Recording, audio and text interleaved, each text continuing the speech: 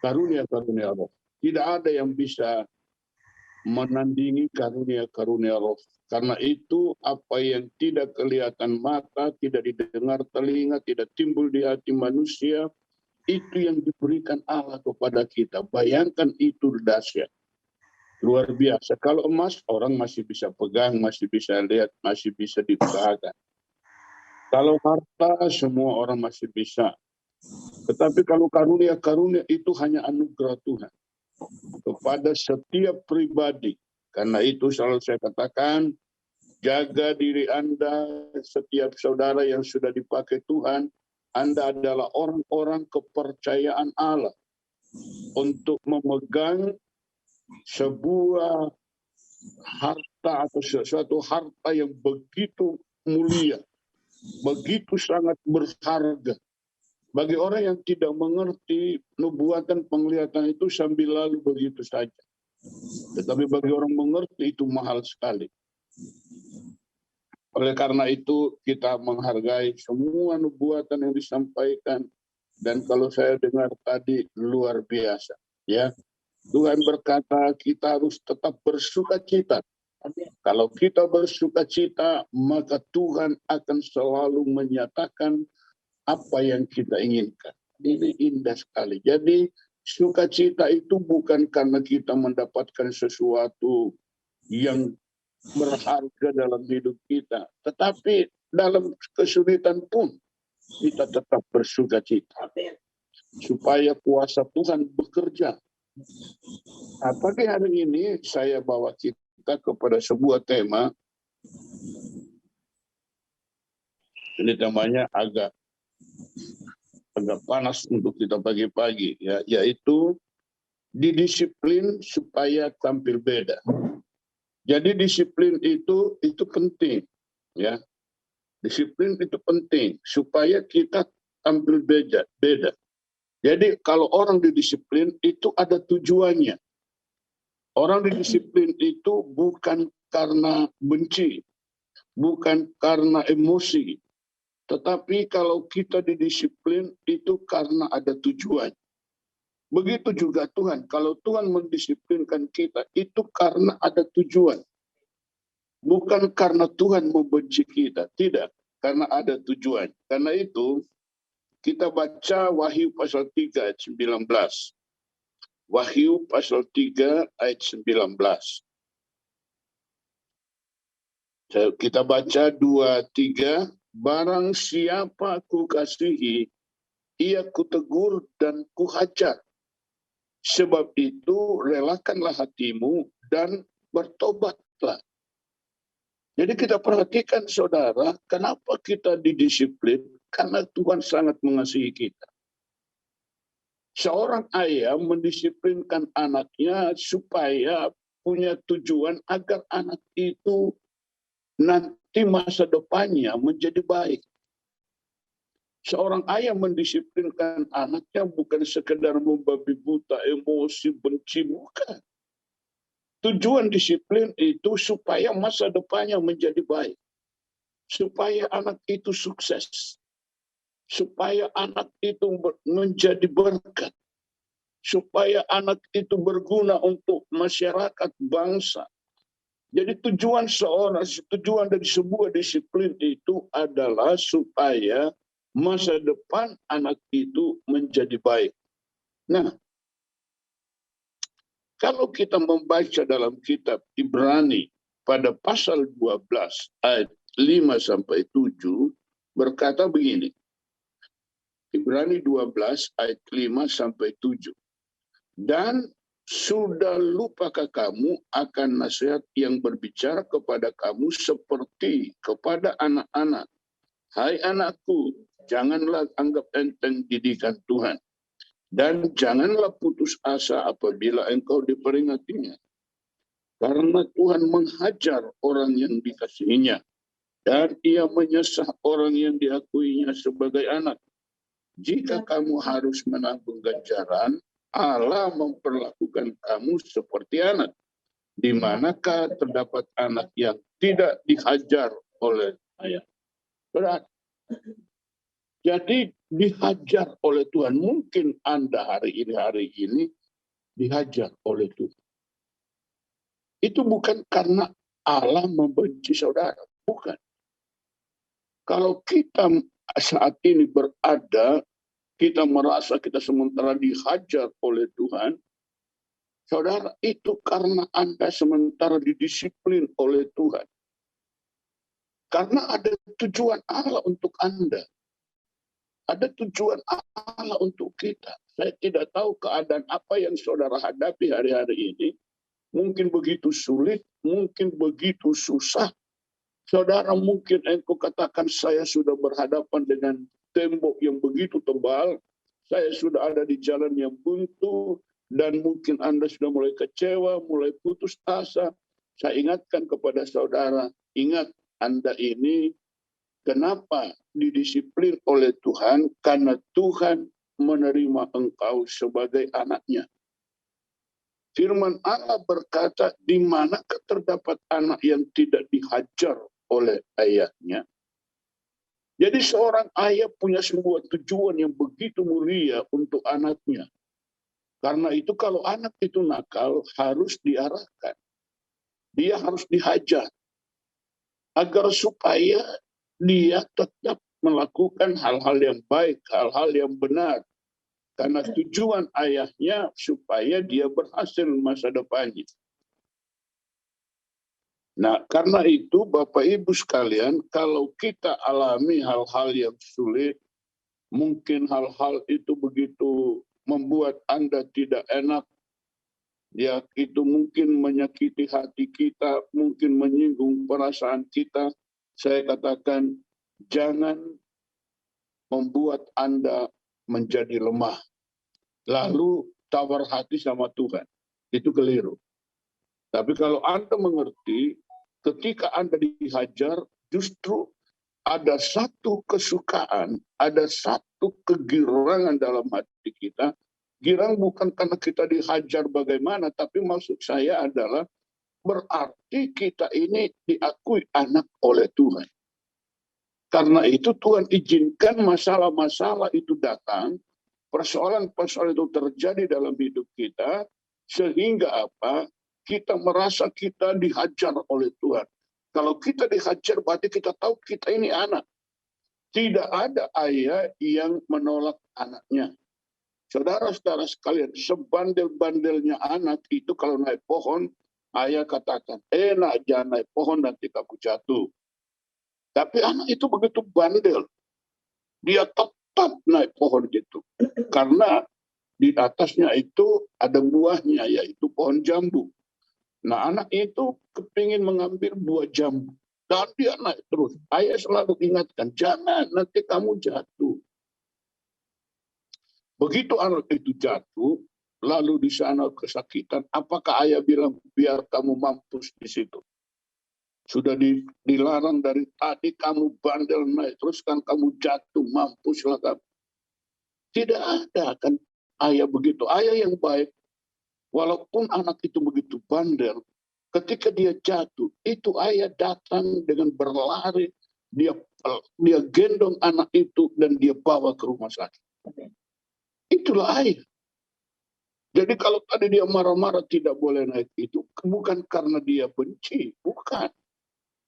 Dan kalau anak itu jatuh bukan berarti disyukuri, enggak. Demikian juga Tuhan kita. Bayangkan berapa banyak dosa yang sudah kita buat. Dan apa yang dilakukan oleh Allah setelah kita jatuh dalam dosa. Itu Bapa datang ke dunia ini untuk menolong kita. Padahal firman sudah menulis, jangan begini, jangan begitu, jangan begitu. Tapi manusia terus melakukan dosa.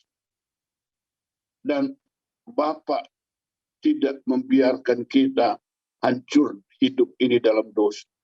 Tetapi apa yang Bapa lakukan? Dia datang dalam dunia. Bukan hanya datang dalam dunia, tetapi dia memberi hidupnya. Dia berkorban. Dia rela mati. Mati bukan hanya ditembak sekali langsung mati. Ini mati digantung di kayu salib. Tangannya dipaku, kakinya dipaku, kepalanya dimahkotai duri. Untuk siapa? Untuk anak yang bandel kita ini. Dia rela mati. Kenapa? Karena kita ini anaknya. Anda dan saya itu anaknya. Memang orang lain mau menolong kita. Enggak ada yang bisa nolong kita. Yang nolong itu hanya Bapa di surga. Karena kita ini anaknya. Makanya dia, walaupun kita bandel, jatuh bangun dalam kejahatan, tetapi dia masih mau rela mati untuk kita. Pembelaan seorang ayah begitu mulia. Pembelaan seorang ayah begitu indah untuk anak yang dikasihinya. Walaupun anak itu sangat bandel, tetapi dia rela menyerahkan nyawanya untuk anaknya. Saudara sudah pernah mendengar cerita tentang seorang ibu janda. Punya anak satu-satunya, bandel sekali. Dan pada akhirnya karena kenakalannya itu, kejahatannya itu, maka anak ini dihadapkan pada pengadilan. Dan dia diberikan hukuman mati. Dan besok pagi anak ini harus digantung di tiang gantungan. Dan pada waktu itu syarat negeri itu apabila orang dihukum mati di tiang gantungan, maka harus ada lonceng yang dibunyikan oleh pengadilan. Jadi pagi-pagi apabila jam 6:30 pagi lonceng berbunyi, maka anak itu dinaikkan di tiang gantungan. Lalu apa yang terjadi 6:30 pagi? Algojo yang akan menggantung anak ini ke tiang gantungan untuk pelaksanaan hukuman mati. Udah siap. Tinggal menunggu lonceng dari pengadilan. Saudara tahu apa yang terjadi? Di tengah malam buta itu, gelap gulita, seorang ibu janda yang sudah sangat tua. Dia naik ke tiang lonceng itu. Karena lonceng itu tergantung tinggi di atas supaya terdengar oleh seluruh kota. Maka ibu janda yang sudah tua ini dia berusaha malam buta itu dia naik ke tiang lonceng itu. Begitu dia sampai di lonceng itu anak lonceng itu dia peluk. Ketika anak lonceng itu dipeluk, itu pengadilan itu narik itu lonceng, enggak bunyi-bunyi. Sampai akhirnya jam 7. Jadi setengah jam itu lonceng ditarik nggak bunyi-bunyi. Tengah-tengah karena dipeluk sama ibu itu. Ketika jam 7 pagi, maka pelaksanaan hukuman mati dibatalkan. Karena lonceng tidak bunyi. Lalu diturunkan lonceng dari menara tinggi itu. Diperiksa, kenapa tidak bunyi? Pembesar-pembesar kota semua datang. Menyaksikan lonceng tidak bunyi. Karena mereka semua menunggu, karena ketika lonceng bunyi maka penjahat besar ini sudah mati di tiang gantungan. Semua pembesar datang melihat lonceng diturunkan. Begitu lonceng itu sudah dibawa, dibuka. Ternyata ada seorang ibu yang dadanya sudah hancur. Karena anak lonceng itu ditarik, dipukulkan ke lonceng, nggak bisa-bisa ternyata memukul dada ibu itu. Sehingga dadanya itu hancur. Dan ibu itu meninggal. Ketika si anak penjahat besar ini melihat bahwa itu adalah ibunya, maka dia peluk jasad ibunya itu. Yang dadanya itu hancur. Dia peluk dengan menangis. Mama, aku bersalah. Aku berdosa. Dan akhirnya dia mengambil sebuah tekad, komitmen. Mulai hari ini, aku tidak menjadi penjahat lagi. Dia bertobat total. Dia tinggalkan semua kejahatan itu. Karena dia melihat mamanya. Hancur dadanya karena dia. Adakah Anda menghayati betapa besar pengorbanan Yesus? Apakah Anda menghayati ketika dia tergantung di salib dan menyerahkan nyawanya untuk anak yang bandel seperti saya? untuk anak yang hidupnya nggak karuan. Kita sudah jatuh bangun terus dalam dosa, kejahatan selalu kita lakukan. Tetapi Bapa itu rela mati untuk kita. Sekarang apa yang harus kita buat untuk Bapa? Bapa ingin kita tinggalkan kejahatan. Bapa ingin kita tinggalkan dosa. Jadi Bapa menghajar kita. Bukan karena dia benci. Bapa menghajar kita bukan karena dia tidak suka dengan kehadiran kita. Tidak. Dia menghajar kita karena dia mengasihi kita. Karena dia ingin memberikan kepada kita masa depan yang baik. Masa depan yang indah. Dia ingin kita menikmati perjanjian-perjanjiannya. Tetapi perjanjian-perjanjian itu tidak bisa kita nikmati kalau kita terus jatuh bangun dalam dosa. Kita lihat tujuan pendisiplinan itu apa. Mari saja kita baca. Inilah tujuan pendisiplinan Bapa supaya kita peroleh.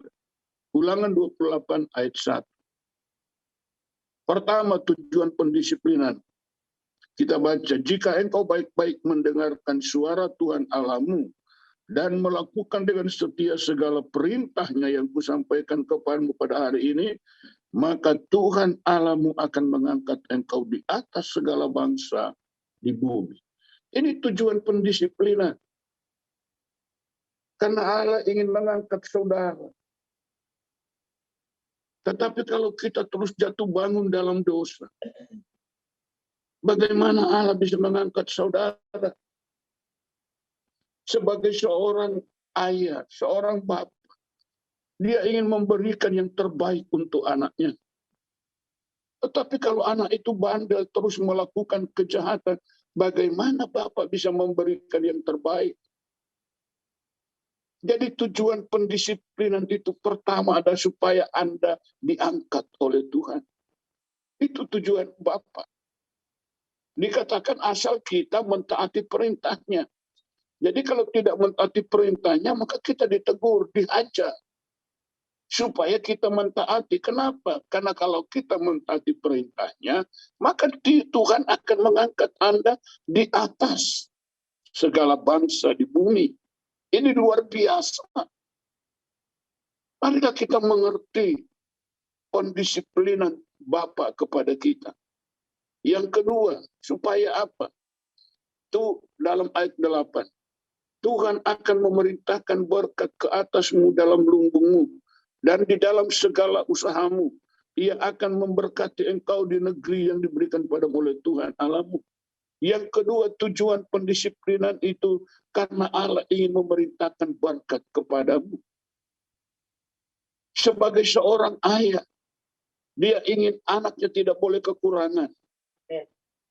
Seorang ayah tidak akan mengizinkan anaknya tidak bisa makan.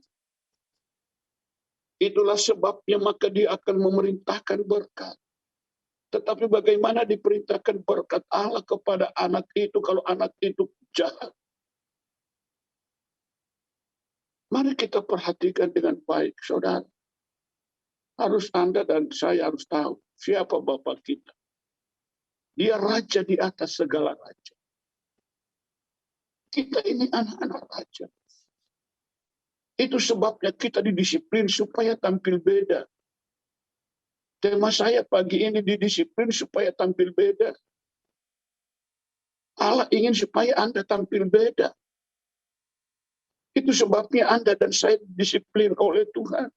Jangan salah menerima disiplin Allah ini. Jangan justru kita hanya berontak, kita kecewa sama Tuhan, lalu kita berkata, waduh saya kecewa. Loh apa yang mau dikecewakan Bapak Ibu? Kita ini didisiplin dengan tujuannya supaya kita diberkati. Tuhan ingin memerintahkan berkat-Nya di dalam segala usahamu. Indah sekali tujuan pendisiplinan itu. Memang waktu didisiplin gak enak. Waktu dihajar itu gak enak. Tetapi lihatlah bahwa Anda dihajar karena Anda anak. Dan tidak ada orang tua buang anak. Nah, Bapak Ibu Saudara sekalian, kita lihat lebih jauh. Tujuan pendisiplinan yang ketiga itu apa? Ayat 12.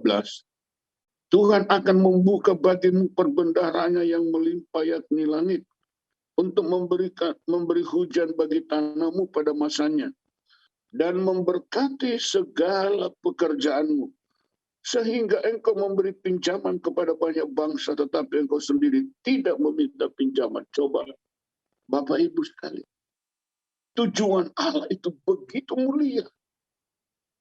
Dia tidak mau anaknya itu terus pinjam sana, pinjam sini, udah begitu pinjaman gak dibayar lagi. Karena bukan karena sengaja mengambil punya orang tanpa dibayar, tapi karena memang tidak bisa bayar. Saudaraku, ini Bapak tidak mau seorang anak Allah, saudara minjam kiri, minjam kanan. Udah begitu saya katakan tadi, tidak bayar lagi. Kenapa? Bukan karena sengaja tidak mau bayar, karena memang tidak ada. Itulah sebabnya tujuan pendisiplinan yang ketiga, Tuhan katakan, Tuhan akan membuka bagimu perbendaharaan yang melimpah. Bapak itu berlimpah-limpah. Perbendaharaan Bapak itu di langit. Begitu besar gudang itu. Begitu berlimpah itu harta benda, makanan, minuman, pakaian di gudang Bapak itu. Dan itu mau diperintahkan untuk datang kepada kita, tapi kita tidak mau didisiplin.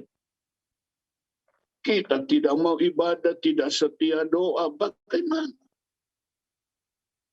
Tuhan akan membuka bagimu perbendaharanya yang melimpah, yakni langit. Untuk apa? Memberi hujan bagi tanamu pada masanya dan memberkati segala pekerjaanmu.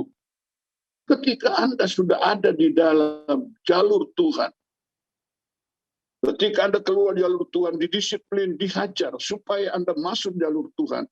Dan kalau di jalur Tuhan, firman Allah berkata, maka segala pekerjaanmu akan diberkati. Bukan hanya itu. Sehingga engkau memberi pinjaman. Jadi kita bukan minta pinjaman, tetapi kita akan memberi pinjaman kepada banyak bangsa. Tetapi engkau sendiri tidak minta pinjaman. Jadi relakanlah saudara diri kita. Oleh karena itu, Wahyu pasal 19 tadi berkata, karena itu relakanlah dirimu dan bertobatlah.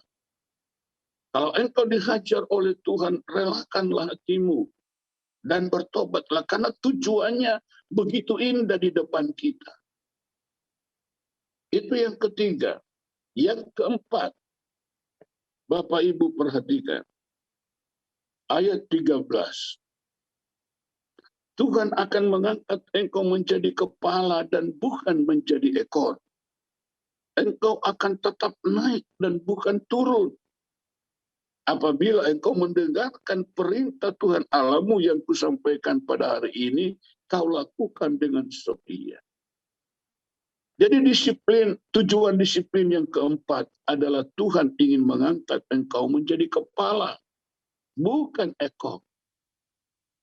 Karena itulah Bapak Ibu yang Tuhan kasih. Ada 4 yang kita pelajari pagi ini, 4 tujuan dari disiplin yang kita terima dari Bapa Surgawi itu begitu indah, begitu mulia. Oleh karena itu sekali lagi saya katakan, relakanlah diri saudara didisiplin oleh Tuhan. 4 tujuan disiplin pertama, supaya Tuhan mengangkat engkau di atas segala bangsa di bumi. Yang kedua, Tuhan akan memerintahkan berkat ke dalam lumbungmu. Yang ketiga, Anda didisiplin supaya Tuhan bisa memberkati segala pekerjaanmu, sehingga engkau memberi pinjaman kepada banyak bangsa, dan engkau sendiri tidak minta pinjaman. Yang keempat, tujuan dari pendisiplinan itu adalah supaya Tuhan punya kesempatan untuk mengangkat saudara menjadi kepala dan bukan ekor. Puji Tuhan, itulah firman renungan kita pada pagi hari ini. Mari setiap kita, kalau Anda ada dalam pendisiplinan pada hari-hari ini, Anda alami hajaran demi hajaran Tuhan. Jangan saudara menjadi lemah, jangan menjadi tawar hati, tetapi bersyukurlah karena Anda berarti diakui sebagai anak oleh Bapa. Dan kalau anak itu pasti akan didisiplin Bapa. Kenapa? Karena Bapa punya tujuan yang begitu mulia. Agar supaya Anda dan saya tampil beda di tengah-tengah dunia yang fana ini. Anda tampil beda. Kenapa harus tampil beda? Karena Anda adalah anak raja di atas segala raja. Ini harus dimengerti. Tuhan mendisiplin kita supaya kita tampil beda. Mengapa? Karena kita anak raja. Kita anak raja di atas segala raja. Masa anak raja sampai nggak bisa makan? Saudara, kalaupun kita ngalami nggak bisa makan, itu karena ujian melihat kesetiaan kita. Jalani. Saya sering kali bersaksi dulu waktu perintisan. Sering tidak makan kalau mau tidur lapar. Karena tidak punya apa-apa. Tapi saya katakan kepada istri saya, kita jalani dengan tekun, dengan setia kepada Tuhan. Dan apakah kita terus dalam kondisi? Tidak. Sekarang Tuhan rubah sampai tidak ada bekas-bekas lagi hal yang dulu penderitaan itu. Karena Tuhan sudah hiburkan kita dengan berkat-berkatnya. Nah ini Bapak Ibu, kesetiaan itu penting. Ya. Ingat sekali lagi, Anda dan saya adalah anak raja di atas segala raja. Kita, saudaraku, ada dalam jaminan Bapa. Bapa kita raja di atas segala raja. Tapi karena itu kita perlu terima disiplin-disiplin yang diberikan oleh Bapa, hajaran-hajaran. Ayat Alkitab berkata, dihajar. Ya, dihajar. Karena kita dikasihi, dikatakan, anak yang dikasihi itu dihajarnya. Wahyu 3:19 itu ya. Barang siapa ku kasihi, ia ku tegur dan ku hajar. Sebab itu relakan hatimu dan bertobat. Itu tujuannya Bapak Ibu, supaya kita bisa menerima 4 hal yang begitu indah disediakan oleh Tuhan bagi mereka yang mau didisiplin. Baik, puji Tuhan, Tuhan memberkati kita sekalian. Pengorbanan Allah tidak bisa diragukan lagi sampai dia rela mati untuk saudara dan untuk saya dengan tujuan supaya dia bisa memberikan kita kehidupan yang beda. Sehingga kita bisa tampil beda. Itu tujuan. Sehingga kita bisa tampil beda. Sebab itu kita akan diangkat di atas segala bangsa di bumi. Tuhan perintahkan berkat kepada kita. Tuhan memberkati segala pekerjaan kita. Tuhan mengangkat kita menjadi kepala bukan ekor. Jadi kita tampil beda. Luar biasa. Puji Tuhan, Tuhan memberkati kita sekalian. Kita tunduk kepala, kita berdoa. Maha besar Bapa Surgawi, dalam nama Yesus Kristus Tuhan dan Juru Selamat kami yang hidup. Terima kasih buat firman-Mu di pagi hari ini Tuhan. Terima kasih buat pendisiplinan yang bertujuan begitu mulia. Tuhan ampunilah kami dari semua kesalahan kami, pulihkan keadaan kami, bawa kami lebih dekat, bahkan melekat kepada Bapa, supaya kami bisa memuliakan Bapa dalam setiap langkah yang kami lalui. Hamba menyerahkan anak-anak-Mu, umat-Mu, hamba-hamba-Mu yang sudah ikut serta pada doa pagi ini. Biarlah kami semua merenungkan firman ini, bahwa betapa pentingnya pendisiplinan dari Bapa, agar kami layak menerima perjanjian Bapa, sehingga kami semua menikmati janji-janji indah yang Bapa sediakan bagi kami. Bapa, terima kasih buat pagi ini. Berkatilah anak-anak-Mu, berkatilah hamba-hamba-Mu, berkati umat-Mu, semua mereka yang mendengar renungan ini, dimanapun mereka berada, biarlah mereka semua diberkati oleh Tuhan. Terpujilah Bapa, Anak, dan Roh Kudus. Sepanjang hari ini pimpin mereka Tuhan, sertai pimpin umat-Mu, dan berkati semua pekerjaan mereka pada sepanjang hari ini. Terpuji-pujilah Bapa, Anak, dan Roh Kudus. Dalam nama Tuhan Yesus Kristus kami sudah berdoa. Haleluya. Amin.